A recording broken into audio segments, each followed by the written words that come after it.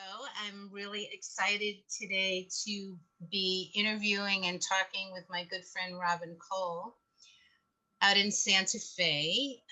Robin is a licensed psychotherapist and a shamanic healer, and I can testify to her many gifts. I've had sessions with her, and they've been quite profound. And this is a real opportunity I think, to understand an area that medical students, Robin, often don't quite understand if we start with shamanic healing, um, I think there are many misconceptions about what that is. And I know you can help us get to the heart of it. So if you don't mind talking a little bit about what shamanic healing is, and then we can talk a little bit about what shamanic healing can do for in a medical system. Absolutely. Well, thank you, Janet. Thank you so much for initiating this conversation and for what you do. And I love the Thank you. fact that I mentioned to you earlier, I think you're a real trailblazer because you're looking at bringing something that's been missing in our medical system, and that is spirituality or the spirit. And shamanism is the oldest form of spiritual healing on the planet. There are some anthropologists that would date it back to 40,000 years. And, Wow. yeah, and shamans access an altered state of consciousness, sometimes through drums or rattles or didgeridoos, for the purpose of meeting spiritual teachers or guides, allies, to bring back power, to receive information, to bring healing energy to a client. And we are full human beings. We're not just physical bodies. We have an emotional body, a mental body, and we have a spiritual body.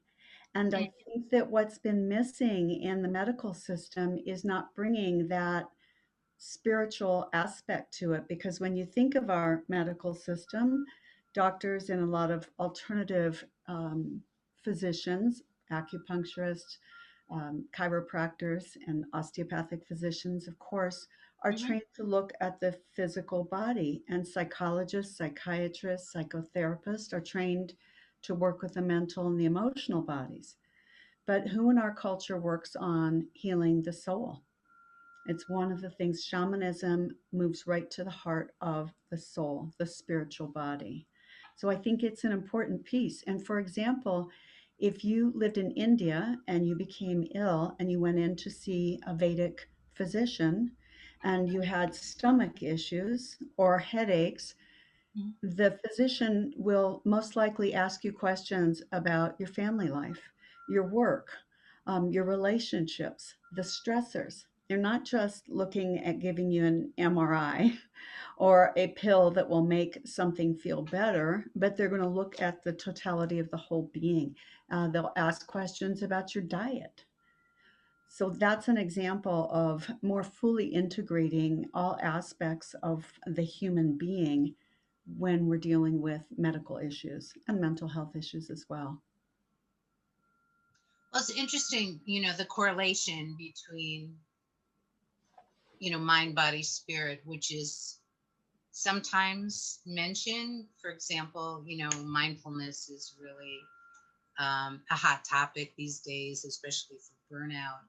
And it's great, but I think what you're talking about is something much deeper.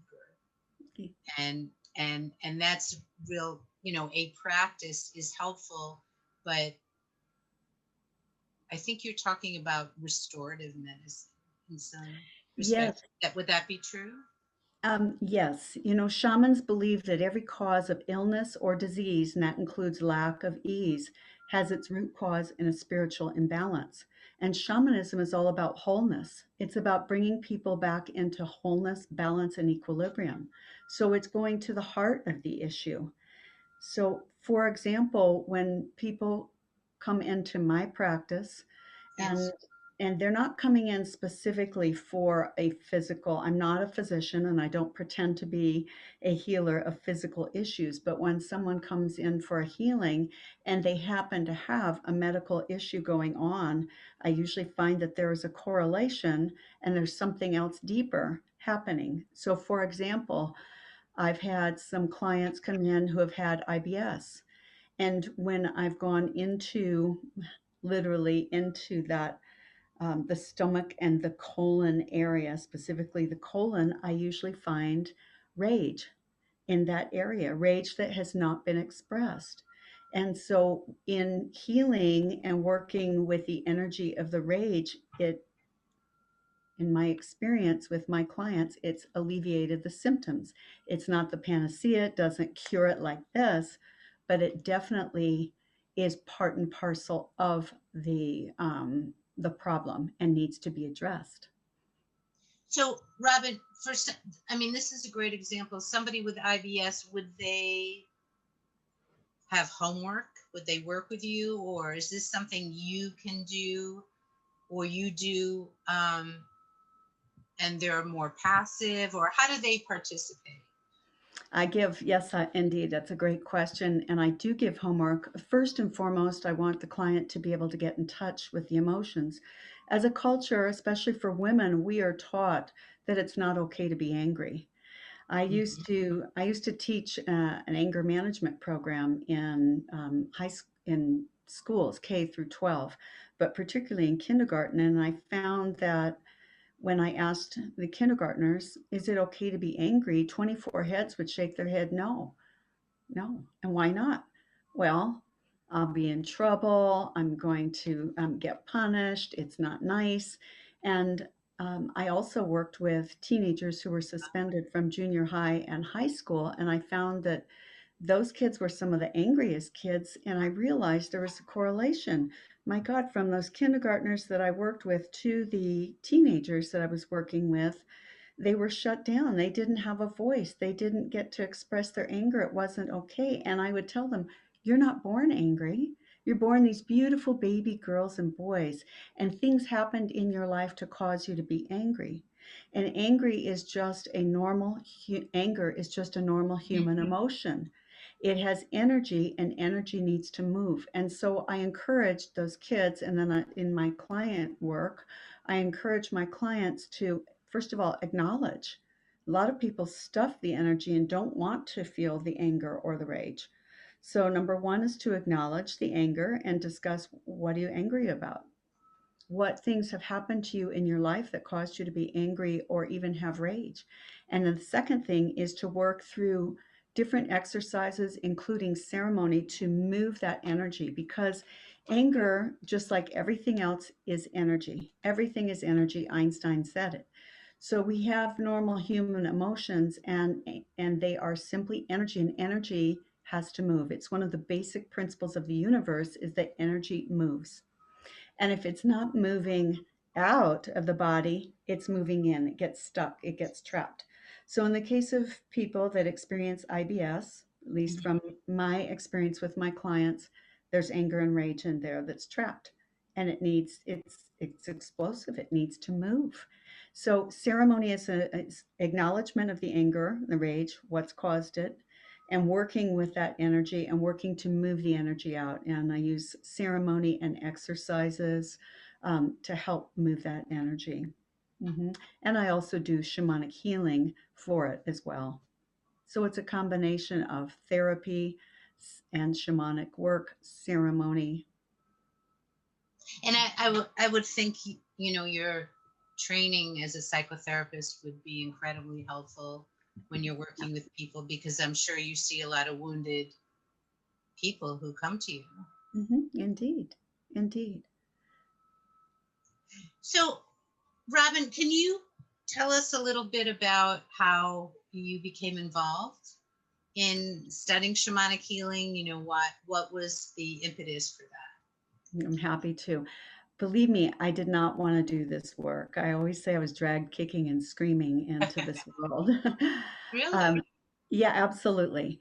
Okay. What happened is the veils between the worlds started to thin for me, and I began to actually see spirits.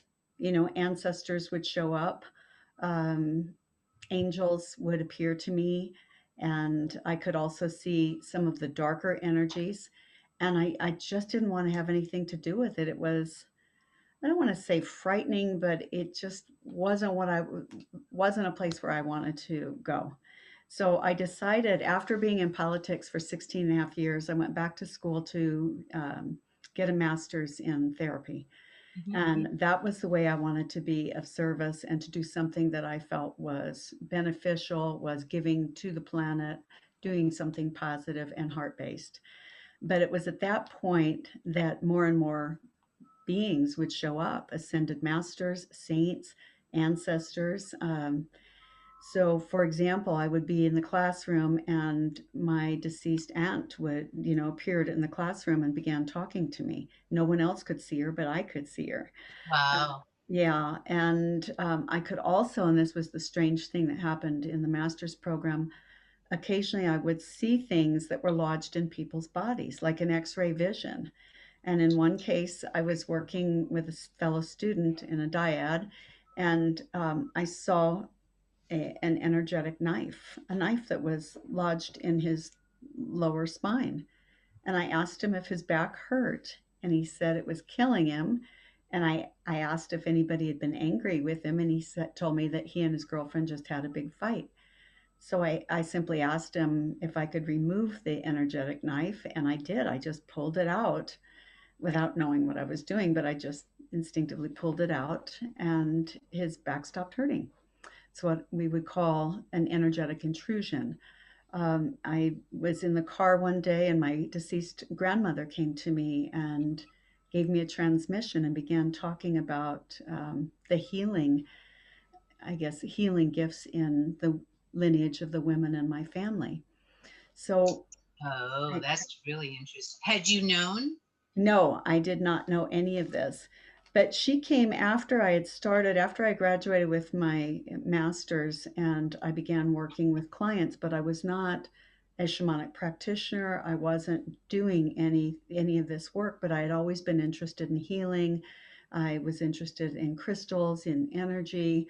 And so I would simply ask my clients after a therapy session if they would like, with no charge at all, free, just an energetic clearing. And to be honest, I really didn't know what I was doing, but things were coming through me. And also, things were coming through me. I would say things that I didn't have any idea where it was coming from, like how I would know this information. And I didn't have a word for it back then, but I was channeling. Spirit was moving through me, and I could know things or see things and had no idea where it was coming from.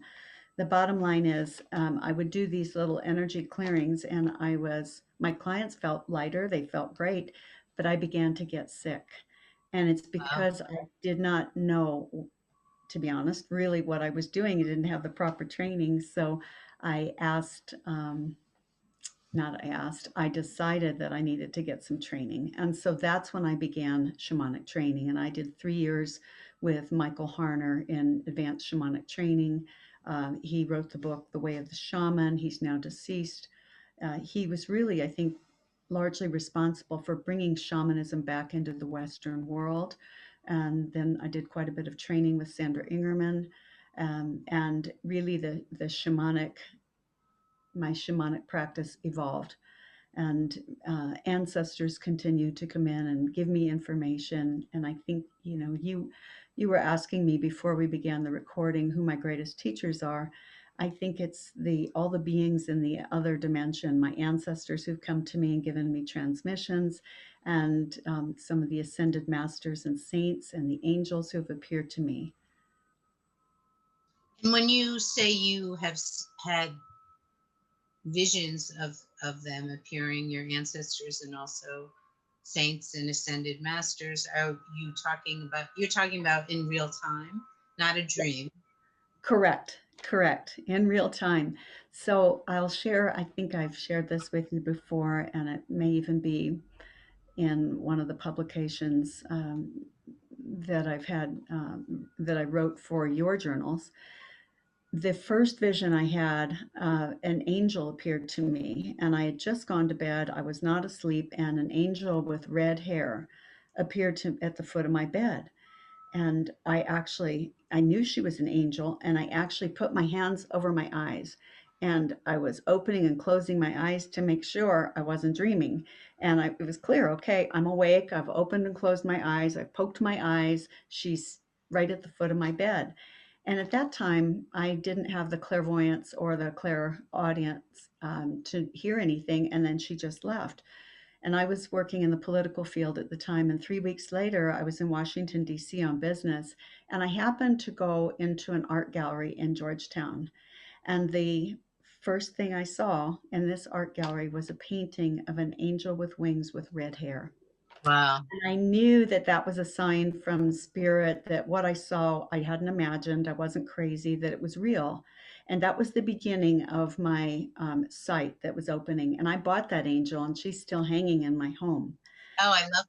Yeah, and when my grandmother appeared to me, I was in the car and she just suddenly appeared. And when you get the visitation, you're wide awake and you're doing something. She appeared in the car and she told me that she was there to pass, that she had the gift, that my mom had the gift, and that it was time to pass it along to me. And very unconsciously, I turned my hands over like this on top of the steering wheel, and I saw golden light pour through into my hands. And she said, "This is the gift that's been in the lineage of our women since the beginning of time."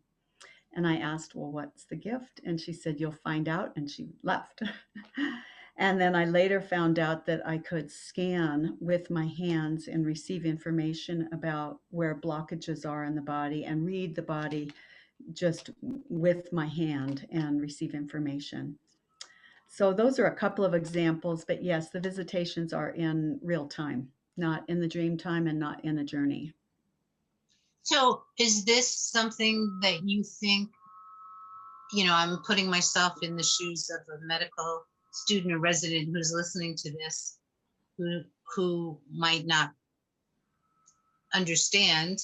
I mean, I think especially when you're talking about visions, experience goes a long way Mhm. in convincing you. But do you think that's something that's accessible for everyone, or just for, is that something one can select, or do you think these opportunities, these sacred opportunities, just happen?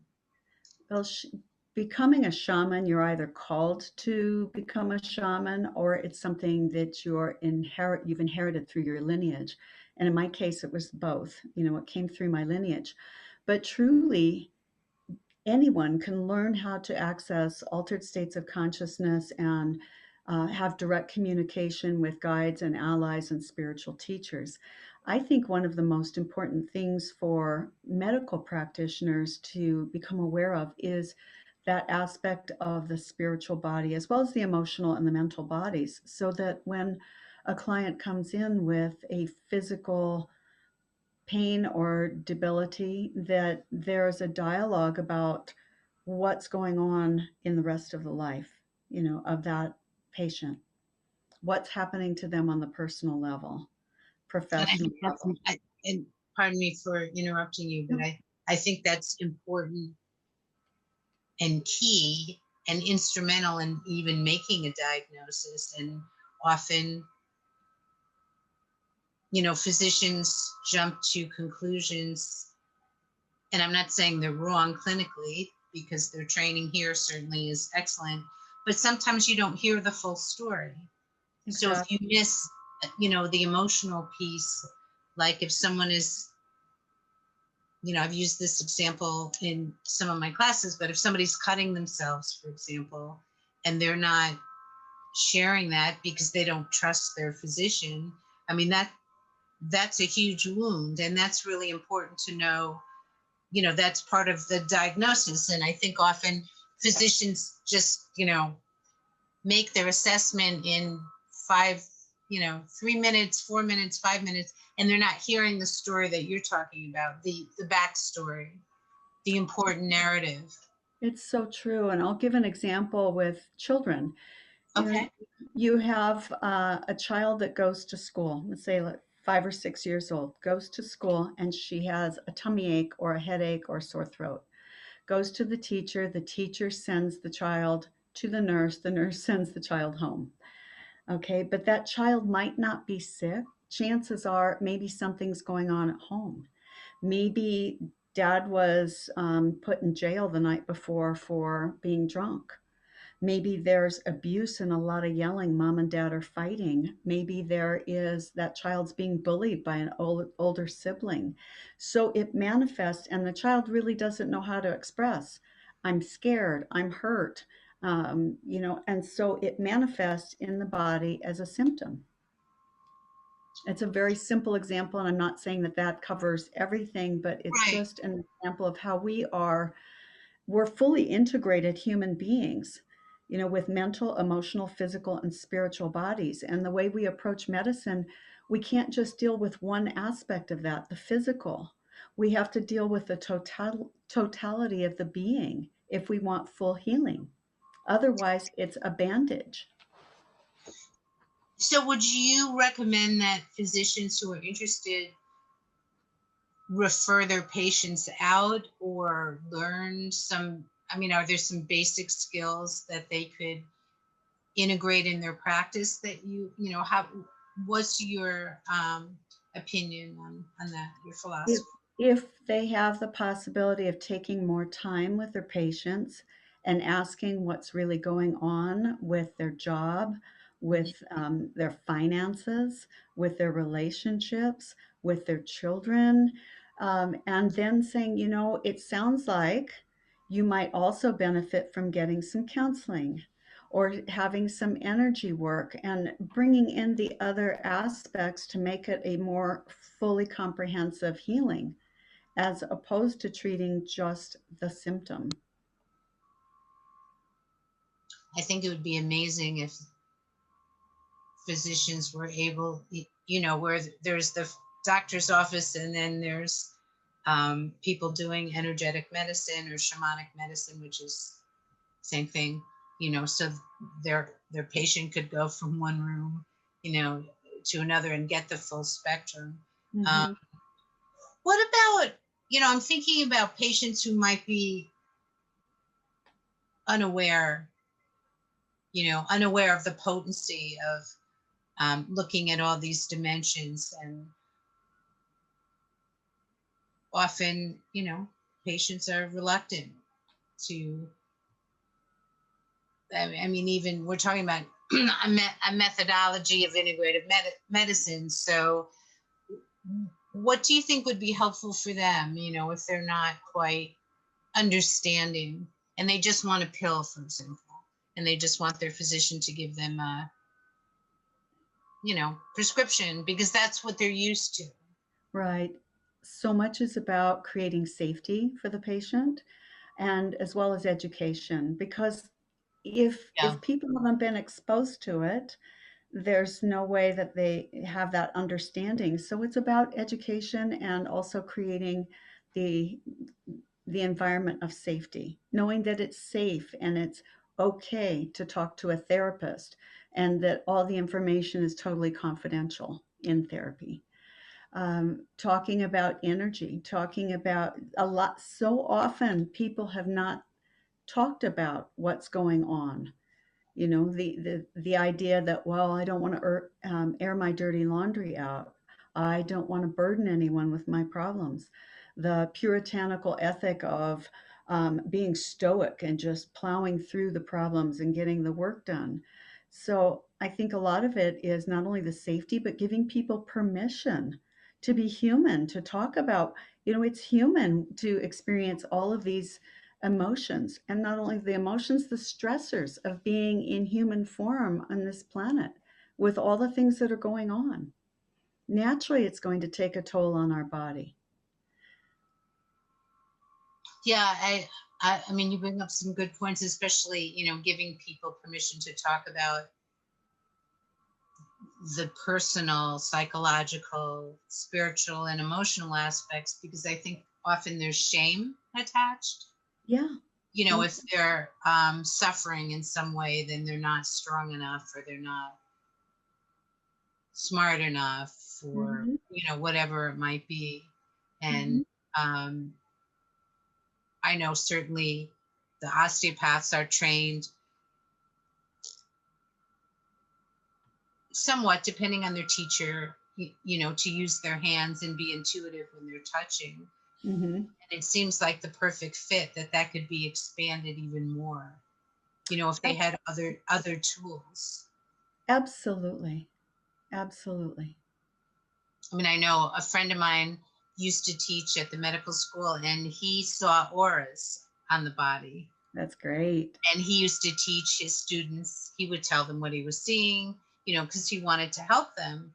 And it's interesting. And I know other physicians who have gifts, they have had visions or they have a knowing about their patients, and yet they're reluctant to share that. And they're embarrassed, I would assume. I don't know the exact reason, but I think that's really unfortunate because unless healthcare practitioners really feel comfortable, I mean, it would serve the community, not only a personal community, but their patients so much if they started it's talking about cross-cultural healing. I mean, that's really what we're talking about. It's not Mhm. fuzzy. It's not, it has merit. Mhm. Um, so I'd like to see the taboo lifted. Yeah. Well, that's why I And love I was gonna say that's why I love what you're doing is highlighting this issue, and it's the missing element, in our health oh, and mental thank health you, system is to look at the spiritual aspects, look at what is not seen with the naked eye. yeah, and I think I mentioned to you one of my ideas is I'd really like to see medical students on rotation to have the opportunity to observe your work or have an opportunity to study with you and other energetic healers that I know so they can learn some of the skills, some of the one doesn't have to study for 3 years, but to learn some basic skills and tools that would only enhance their practice. Right. Um, and if you don't mind, I would love you to talk a little bit more about when you were talking about scanning with your hands Mhm. to see. I think um, people who are listening right now would really appreciate maybe a little bit more. If you could talk a little bit more about that, or maybe share a case with us, whatever you think would be Okay. best.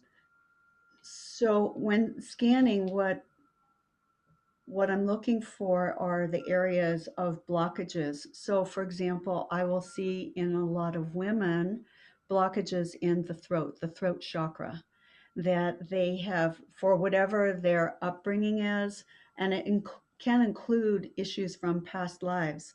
But let's say, as a child, a female client was really shamed a great deal, wasn't allowed to speak, wasn't came from a very authoritarian family. She might have lifelong problems with her throat, be susceptible to strep throat frequently. And this can have its root causes in the shaming from childhood. So it's a matter of working with the throat chakra to help open it up and to heal the wounding from childhood. Likely also, I see some clients in their heart chakra, they unconsciously close their hearts because of pain and suffering, because they don't want to feel any more pain. So they've closed their hearts.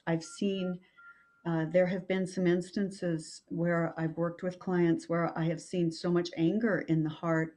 I've known that that person could be susceptible to a future heart attack or stroke if he or she didn't deal with the anger there.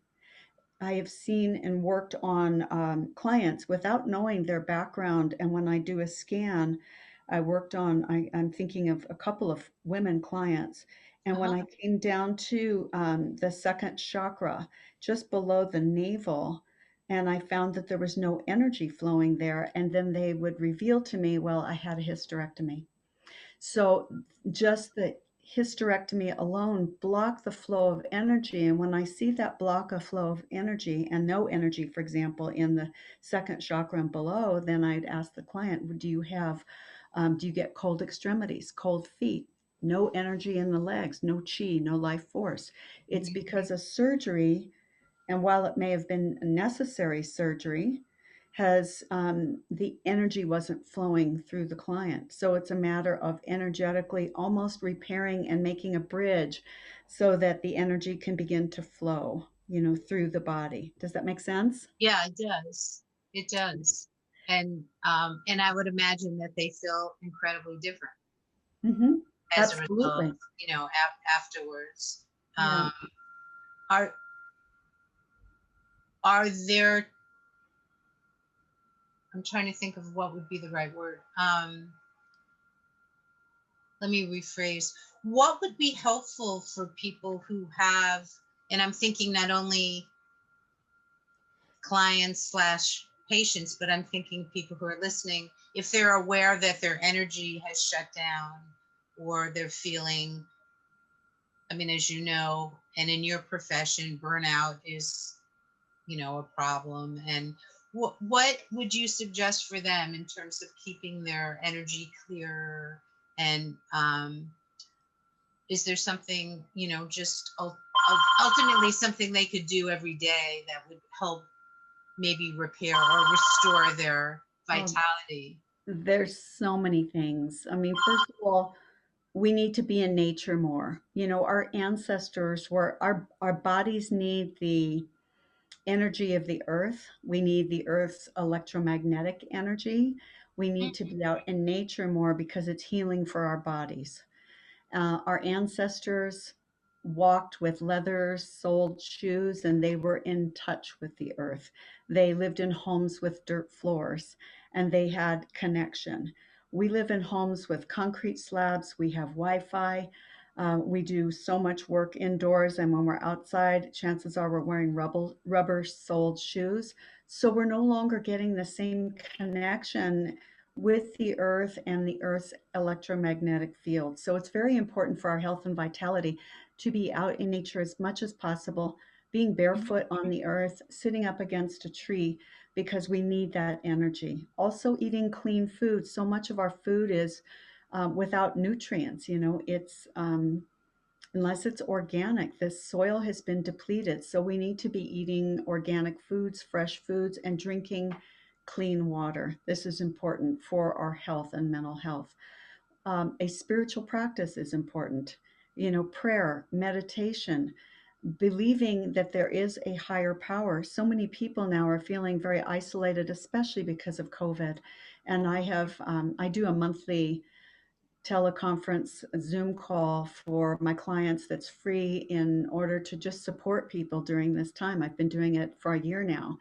And I channel information. It's the guides come in and they channel through me. They give information as well as a guided meditation that includes an active and live transmission, as well as offering a Q&A with the guides. And one of the things that comes through repeatedly is that we need to have a connection with a higher power. We need to believe that there is something besides us, because people are experiencing a lot of loneliness and isolation. And that definitely takes a toll on the body too. Absolutely. So a spiritual practice is important for us as human beings. So those are some of the things that we can do. And then being aware of the body, being aware of how we feel. We need to move the body too. The human body was made to move, and we sit and stand way too much. We need to move. I agree. And I'm thinking, especially students, they're studying, so they're sitting and Mm.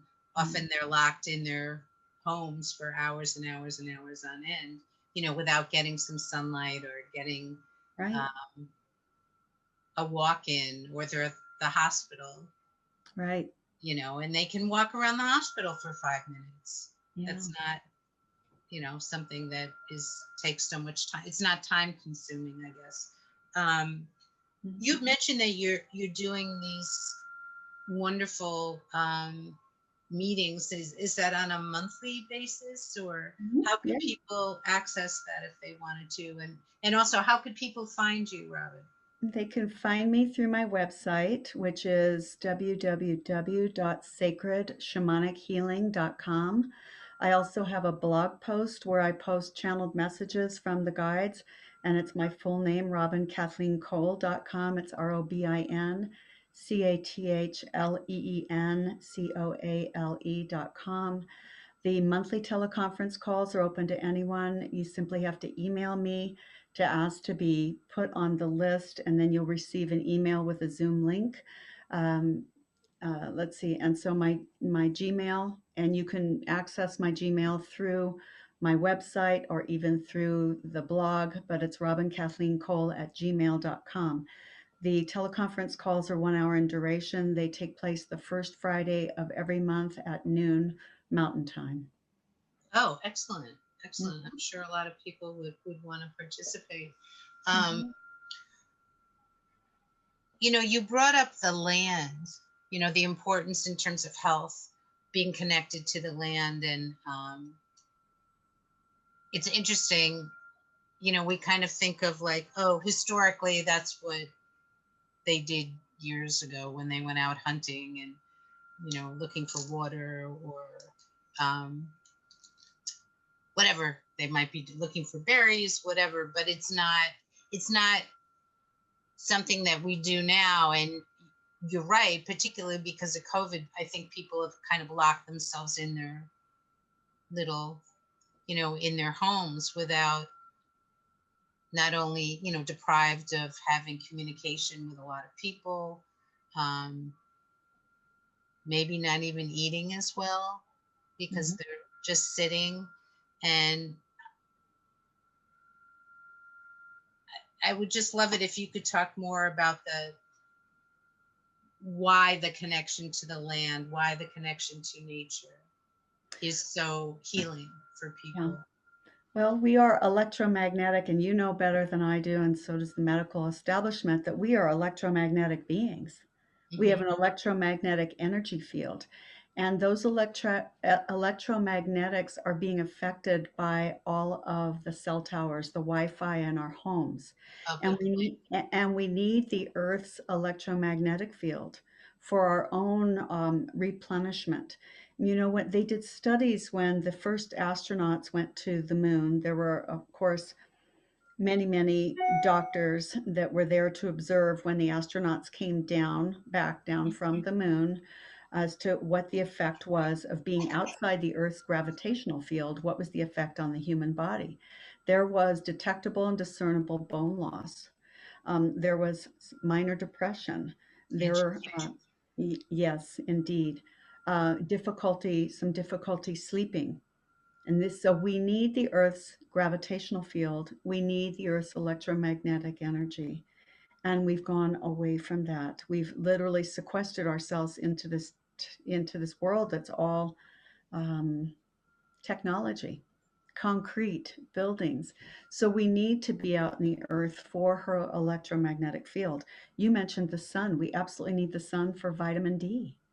You know, it helps boost the immune system. And how many people get sunlight? We wear sunglasses, that's blocking the sun. When we go outside, and I do this every morning, I go out without glasses and I want to make sure the sun is hitting in my eyes, not staring directly into the sun, but honoring the sun for its life giving properties, and also to even hold the palms of your hands open to get that sunlight. Can Oh, I place the like that. palms of your hands on the earth. We need the earth. And we need to heal the earth too, so that humans can be healed as well. That's for sure. I mean, I'm thinking of when I was on campus a few months ago. I was in the elevator and I just see people on their phones. They're just attached to their phones. And it used to be funny, but it's not.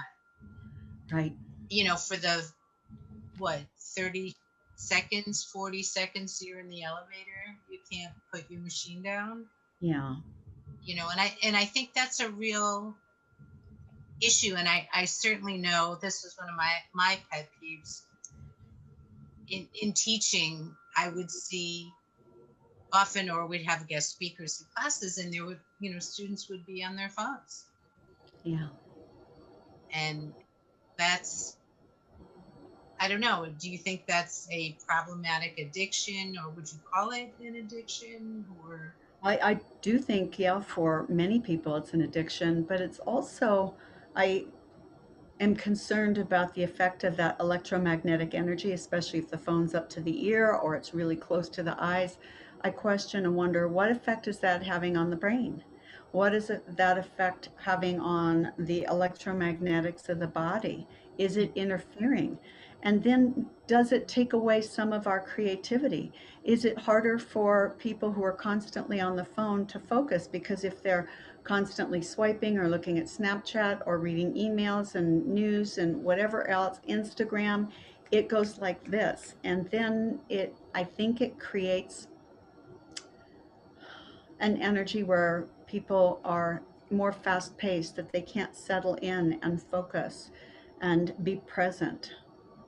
There's a danger in it for sure. And of course, the technology brings a lot of good things as well. The access, the internet access that Mhm. connects us globally, that's incredible. But I think we have to be cautious about how much we allow ourselves to be exposed to it, how much we use it, how close it is to the brain. People who are having to be, young people and students who are having to be on their computers 8 hours a day doing Zoom for online classes, I really wonder how healthy that is. Yes, and I think taking breaks is always, helpful when you're Mhm. on the computer, or if you're just reading, or whatever it might be. And Absolutely. I think I would love you to share your idea of healthcare in the future. What could it look like? I think it's going to incorporate a lot more energetic healing. And again, energy is not something that we see with our hands, but it's unseen, and we are energetic beings. We're electromagnetic. Everything is energy. So I Mhm. think a lot more of it is going to be energetic. There are many machines that have been developed in Germany and Russia, biofeedback machines that have hundreds of thousands of programs that can determine diagnostically where there are problems in the body and work energetically by giving some kind of transmission that's going to heal that. So I think a lot more in the future will be energy based. Color and light, something that you've been working with, I Yeah, think will play a significant role in the future of healing. And I think more of a holistic approach as opposed to a piecemeal approach. Again, not just looking at the body, physical or emotional or mental, but really a holistic approach for the entire human being. That has to be the future of healing. And I also think reaching back and looking at some of the old ways, taking what our ancestors knew and bringing it forward to combine with some of the great technology that we have going today. It has to be inclusive, not exclusive. That's how what I see as the future. And I want to say that, like, for medical practitioners, you don't have to be shamans, you don't have to be energy healers, but it would be beneficial to bring some of that in to incorporate along with your practice, because I it's the agree. missing piece. We can no longer just approach medicine in an isolated fashion. You are absolutely right.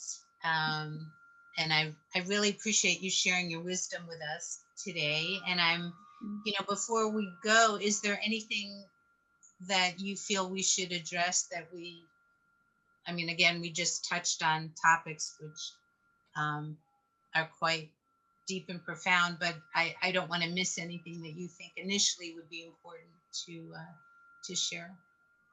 The only thing I want to say is that I think the medical community, I don't want to dismiss anything they do. I think they do a great job, and they have very hard and challenging job because the issues that are presented with, that people are presenting now with more and more autoimmune disorders are the likes of which we haven't seen, before. An example is this COVID. It never Yeah. been present before. So I so appreciate and value medical practitioners and their heart, their soul, what they give to their patients. And I just want to encourage the medical practitioners to reach out beyond their teaching and their knowledge base to be more inclusive of the other energetic bodies, the spiritual, the mental, and the emotional, to make it a more holistic approach. Well said. Thank Well, you. well, thank you so much. I really appreciate your time and your wise words, and I know that this information will resonate with people. And we, yeah, we look forward to the future. Thank you for what you're doing. I so appreciate it, and I had a lot of fun talking with you today. And I hope it's been of value to the people that you work with, and where you're going to go with your projects. Well, thank you. It is of value. So thanks again, and we'll be in touch. Okay, thank you. All right, take care. Bye. Bye. Bye.